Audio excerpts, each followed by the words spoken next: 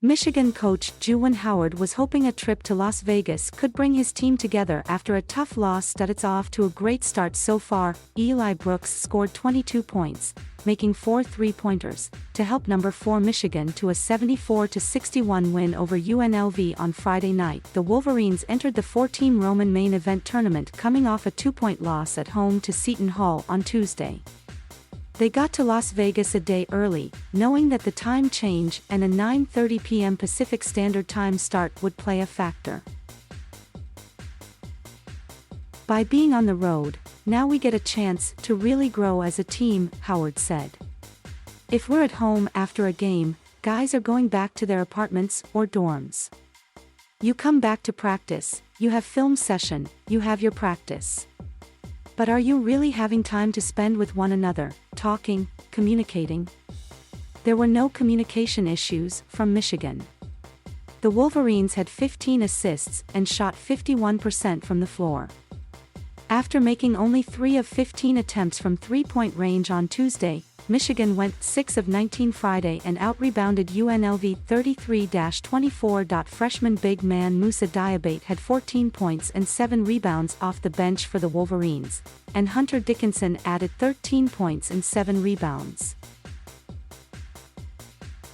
I think tonight just tested our mental stability, Brooks said. They went on a lot of runs, and we answered them. Bryce Hamilton scored 21 points for the Runnin' Rebels, who lost for the first time under new coach Kevin Kruger. Michael Mugna and Donovan Williams each scored 12 points. Hamilton scored 7 points during a 9-2 run that shrunk Michigan's lead to 35-32 at the end of the first half. He hit his first three-point attempt in the second half to tie it at 35. After going 4 of 9 in the first half, Hamilton was held to 5 of 14 in the final 20 minutes and was 3 of 13 from behind the arcade. They're an elite defensive team, Kruger said. They do a really good job with Dickinson and Moussa. They are always kind of in the back of your mind. Those shots in the paint or those shots that are contested are a little more difficult when you got rim protectors back there. Diabate shot 6 of 7 in just 14 minutes of action. His first basket was the most memorable.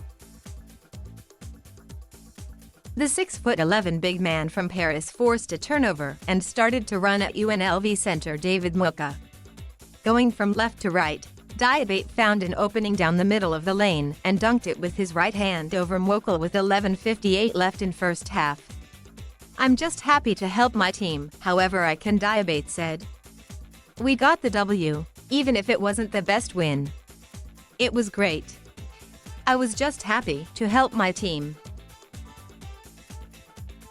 Despite trailing by single digits for most of the second half, UNLV stayed in the game despite a lack of action at the foul line. The Runnin' Rebels did not have their first free throw attempt until 6:45 left in the game when Royce Ham Jr. split a pair. He took the only 4 free throw attempts for UNLV in the entire game. Michigan finished 16 of 21. UNLV. It's been a long time since there was reason for excitement with the Runnin' Rebels when Kruger played for his dad Lon in the 2000s.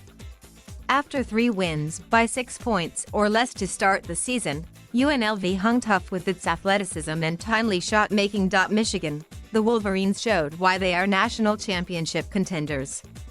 In addition to the size advantage with big men Dickinson and Diabate, Michigan's zone defense suffocated UNLV at times in the second half. Michigan faces Arizona in the championship game Sunday. UNLV plays Wichita State in the consolation game Sunday.